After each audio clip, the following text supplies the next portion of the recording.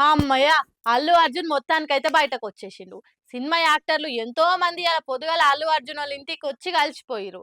అయితే దీని మీద ఒక్కొక్కళ్ళు ఒక్కో తీరులో మాట్లాడుతుంటే, సర్కార్ తరపున మంత్రి సీతక్క ఏం మాట్లాడిందో ఇనుర్రి. చట్టం ఎవరికి చుట్టం గాదు. చట్టం తన పని తాను చేసుకుంటూ పోతది. అగో ఏం చట్టం ఎక్కడి చట్టం అంటారా? మేం గాదుల్లా మంత్రి సీతక్కనే అంటుంది ఈ మాట. చట్టపరంగా మరి ఒక మహిళ బహిరంగంగా అంత తొక్కిసలాట్లో జరిగింది కాబట్టి చట్టానికి లోబడే జరిగింది. చట్టం ఎవరి చుట్టం కాదు. రేపు ఎవరైనా కూడా చట్టం ఆ రకంగానే ఉంటది. అందులో ఎవరం జోక్యం చేసుకోలేదు కాబట్టి ఆయన మీద మాకేం కక్ష లేదు. ఆ గది ముచ్చట.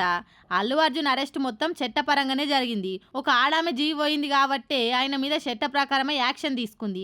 అంతేగాని మేము ఎవ్వలం కూడా ఆయన విషయంలో జోక్యం చేసుకోలేదు. మాకు ఎవ్వలకు కూడా ఆయన మీద ఎసోంటి కక్ష లేదని మంత్రి సీతక్క అంటుంది. ఈ పాటికి అల్లు అర్జున్ అరెస్ట్ పంచాయతీలా అందరు సినిమా ఇండస్ట్రీ వాళ్ళు వచ్చి బన్నీని కలిసిపోతుంటే గట్లనే మీడియా ముంగట్టుకొచ్చినప్పుడు ఏమైంది మేడం అల్లు అర్జున్ అరెస్ట్ మీద మీరేమంటారు అని అడిగితే సీతక్క గిట్ల జవాబు చెప్పింది. ఈ ముచ్చట ఇట్లుంటే ఎవరికి చెప్తురు మేడం మీ కథలు? అల్లు అర్జున్ కావాలనే మొన్న పేరు మర్చిపోయినందుకు అరెస్ట్ చేపిచ్చిరు. మాకు తెలియదా మీ కథలు? మీరేమో ఇప్పుడు వచ్చి చట్టం చుట్టం అని మాట్లాడబట్టిర్రు.